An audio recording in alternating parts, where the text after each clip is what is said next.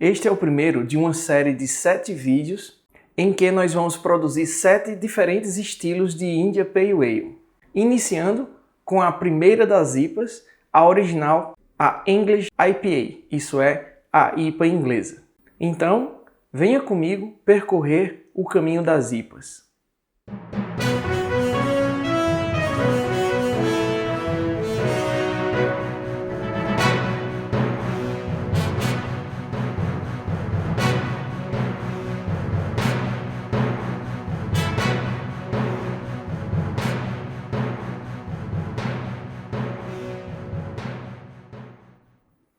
Olá, Luciano Ribeiro aqui da Saibia e eu quero falar um pouco mais sobre esse projeto. Neste ano, nós aqui da Saibia já tínhamos planejado fazer algumas India Pale Ales.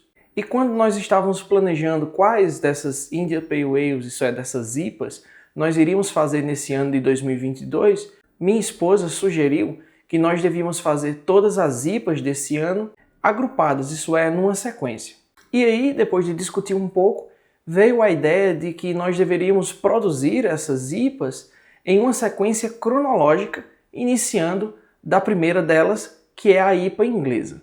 Então, ao longo dessa série de 7 vídeos, nós vamos poder observar como se deu a evolução do estilo ao longo do tempo. Então, os vídeos dessa série, eles vão sempre trazer um pouco da história desse subestilo de IPA, trazer um pouco também da história do cientista homenageado pela Saibia.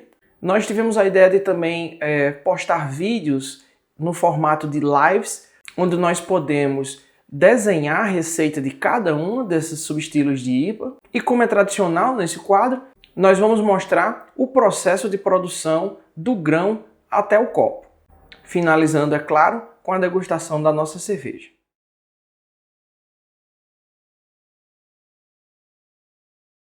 A produção de cervejas na Inglaterra remonta à época do Império Romano. Os registros históricos apontam que desde o ano de 54 a.C.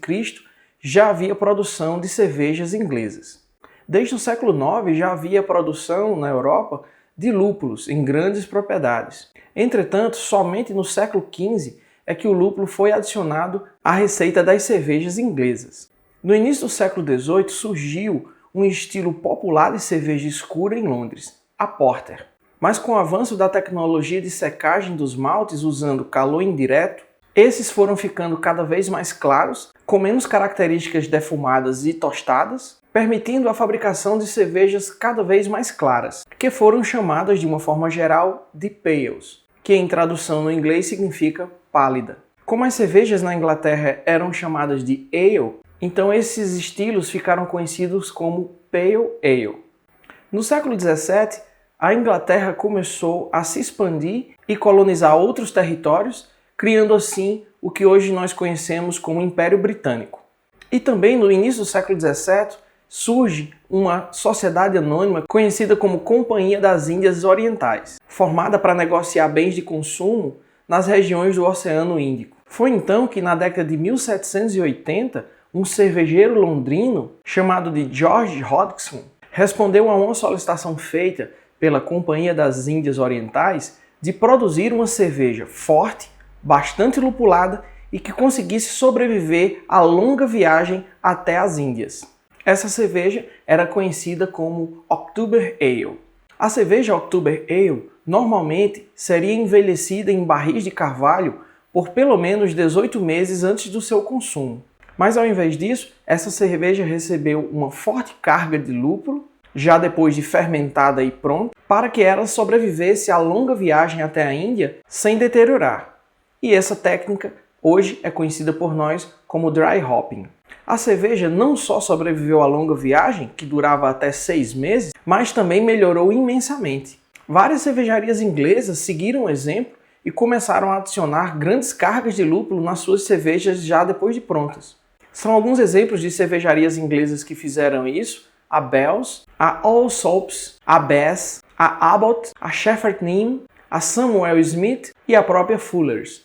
Mas somente em 1835, muitos anos depois, é que numa edição do jornal Liverpool Mercury foi usada pela primeira vez a expressão East India Pale Ale, supostamente sendo a primeira vez que o termo India Pale Ale foi utilizado para denominar esse estilo de cervejas. A IPA se tornou a bebida preferida do Império Britânico. E não foi só porque ela era o único estilo que sobrevivia a essas grandes viagens. Não, na verdade, porters e stouts já existiam e elas conseguiam sobreviver muito bem a essas viagens. Mas esse estilo ficou realmente popular porque ele era refrescante, leve, tinha um sabor muito agradável e era uma cerveja mais clara.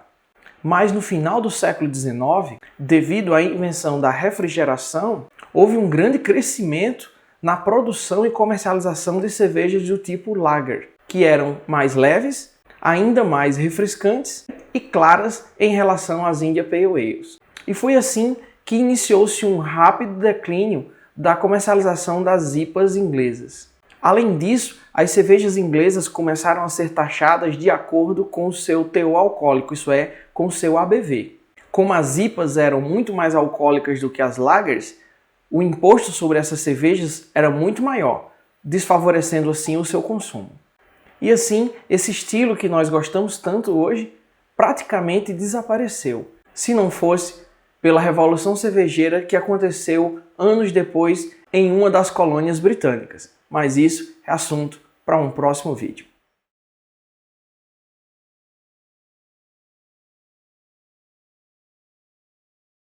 Peter Ware Higgs é um físico teórico britânico, professor emérito da Universidade de Edimburgo e ganhador do Prêmio Nobel por seu trabalho sobre a massa das partículas subatômicas. Na década de 1960, Higgs propôs que a simetria quebrada na teoria eletrofraca poderia explicar a origem da massa das partículas elementares em geral e dos bósons W e Z. O mecanismo de Higgs postula a existência de um campo chamado campo de Higgs, que confere massa a quarks e leptons. Esse chamado mecanismo de Higgs foi proposto por vários físicos além do próprio Higgs, mais ou menos no mesmo tempo. E esse prevê a existência de uma nova partícula, o bóson de Higgs, cuja detecção se tornou um dos grandes objetivos da física. Em 4 de julho de 2012, o CERN anunciou a descoberta do bóson de Higgs no Grande Colisor de Hadrons. Então hoje é sabido que o bóson de Higgs dá massa a toda matéria bariônica, e sem esse bóson não existiria matéria. Por essa razão, o Higgs foi escolhido para ser homenageado na nossa IPA inglesa, tendo em vista que a IPA inglesa deu origem a todas as outras IPAs.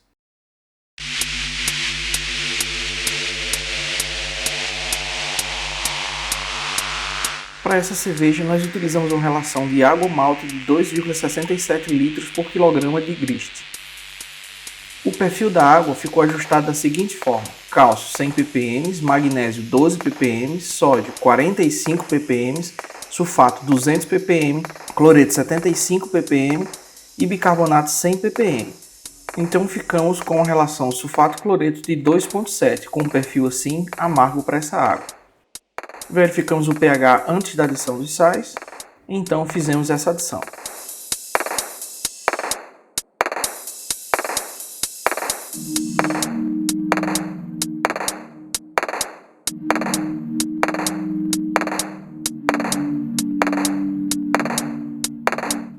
Então procedemos com o ajuste de pH utilizando ácido lático.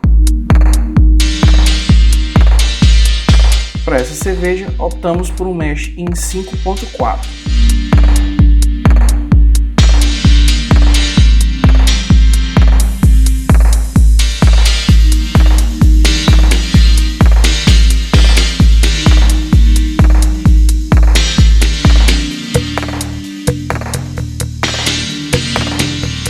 Após chegarmos à temperatura de mashing, então adicionamos o nosso grist.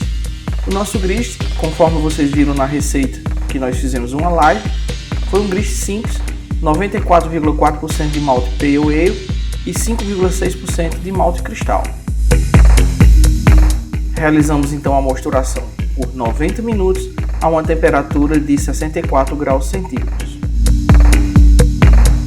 Depois de algum tempo, ao verificar o pH da mostura, percebemos que ele estava muito baixo.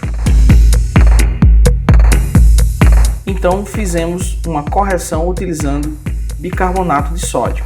chegando a um pH de 5,3.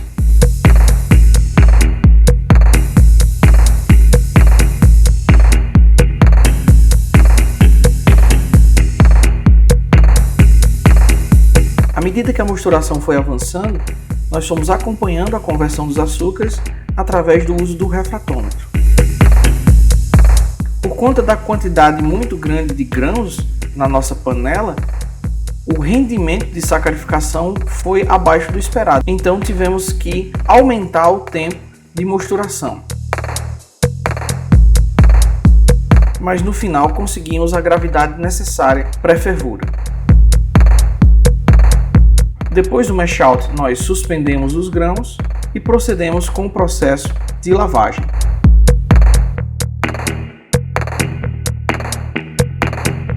Adicionamos os sais de correção para a água de lavagem e ajustamos a single vessel para levar o mosto para a fervura. Aqui estamos retirando o excesso de proteína antes que a fervura inicie. Para essa cerveja, a base de amargor vai ficar por conta do lúpulo Admiral. A primeira adição foi feita somente após 30 minutos do início da fervura e isso conferiu 22,4 IBUs à nossa receita. Faltando 20 minutos para o fim da fervura, adicionamos mais Admiral, conferindo assim mais 12,8 IBUs. Aqui estamos utilizando levedo de cerveja como nutriente para as leveduras. Faltando 15 minutos para o fim da fervura, adicionamos o levedo de cerveja e o Whirlfloc. Também passamos mosto quente por nossas mangueiras e nosso chiller para esterilizar tudo antes de iniciar o resfriamento.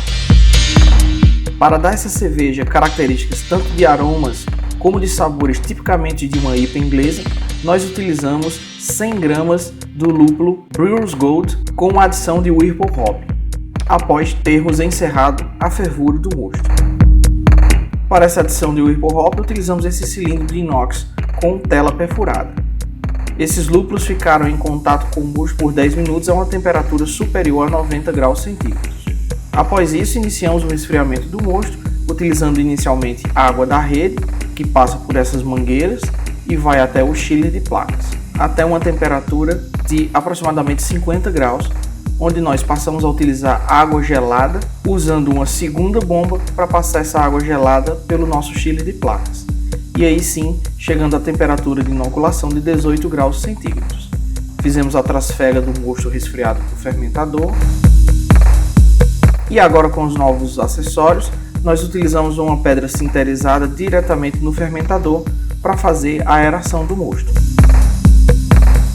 Adicionamos um pouco de anti-espumante e então iniciamos o processo de aeração por 15 minutos. Para essa cerveja utilizamos a levedura S04, uma cepa inglesa da Fermentes. Fizemos propagação por 36 horas antes do dia da mosturação. Para maiores detalhes sobre essa propagação, eu vou deixar aqui em cima um card para um vídeo específico sobre como nós fazemos a propagação de nossas leveduras aqui na Saibia. Instalamos então um Thermalball Lock para o nosso blow-off e iniciamos o processo fermentativo. Com aproximadamente 12 horas do dia da mosturação, nós já tínhamos uma boa atividade fermentativa. Nossa fermentação iniciou-se a 18 graus centígrados por 3 dias, seguido de 4 dias a 20 graus centígrados, com descanso de diacetil. Então abaixamos a temperatura para 15 graus centígrados para fazer o nosso dry hop. Sanitizamos bem a nossa bazuca com álcool a 70. E para esse dry hop, nós resolvemos utilizar 50 gramas de Brewer's Gold, 50 gramas de Admiral e 100 gramas do lúpulo Pilgrim, todos lúpulos ingleses.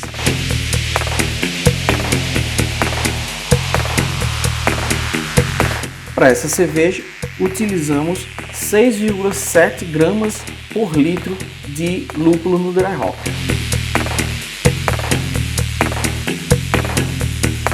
Após purgar o oxigênio da nossa bazuca, adicionamos esses lúpulos à nossa cerveja já pronta. Deixamos esses lúpulos em contato com a cerveja na temperatura de 15 graus por 2 dias, depois abaixamos essa temperatura para 5 graus para uma fermentação terciária, isso é uma maturação a frio, E no segundo dia dessa maturação a frio, fizemos então a purga tanto das leveduras como dos lúpulos adicionados.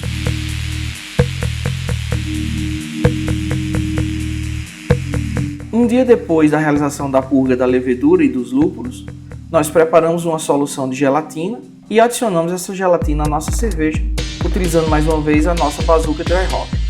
Depois prosseguimos com o Cold Crash, isso é a maturação a frio, por mais 7 dias na presença da gelatina. Chegamos então ao dia do invase. Utilizamos a técnica de contrapressão para fazer o invase em post-mix. Após isso, procedemos com a carbonatação forçada de 2,3 volumes de CO2 por cada litro de cerveja.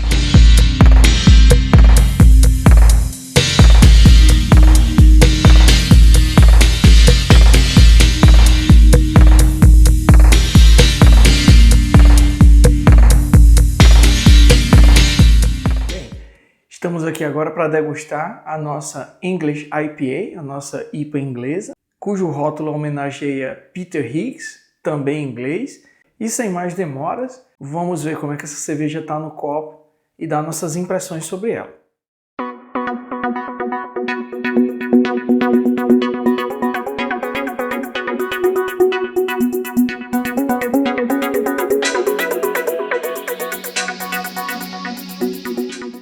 Então estamos aqui com a nossa English IPA. Ela tá numa coloração, vocês vão ver sempre mais escuro, mas ela tá numa coloração do âmbar para o cobre, uma coloração muito bonita. Ela tá bem limpa, a cor aqui para vocês verem, espuma quase branca, uma boa formação, até então uma boa manutenção dessa espuma. Então vamos sentir os aromas. Aroma cítrico, apresenta-se um aroma condimentado também. Em segundo plano, um aroma de caramelo leve e um aroma que eu diria que é levemente gramíneo, o que também é uma característica permitida para os lúpulos desse estilo. Vamos ver para a boca, ver como ela está.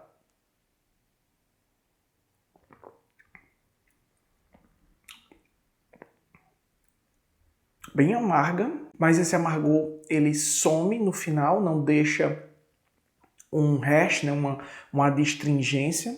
Junto com o amargor, o sabor de lúpulo que é predominante aqui é de especiaria, com um pouco de citricidade, então um pouco cítrico também.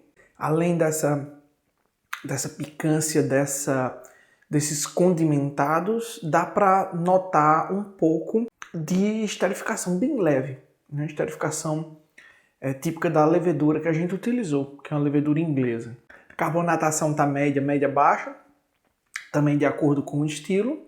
E agora que ela esquentou mais, dá para sentir um pouquinho mais da esterificação, puxado para um frutado. A persistência da espuma está boa. Na minha opinião, ela ficou dentro do estilo, ficou muito boa. Ela tá com final seco, isso realça o amargor. O amargor ele é presente mais ou menos ali no tempo decorrente de você dar o gole. Ele segura um pouquinho no retrogosto e depois desaparece. Então, se você gostou desse vídeo, não se esqueça de deixar o seu like, de se inscrever no nosso canal e de ativar o sininho de notificações para não perder nenhum dos vídeos que nós postamos por aqui. Então, se você está curioso sobre as próximas IPAs que nós vamos fazer nessa série, continue acompanhando. Cheers e até a próxima!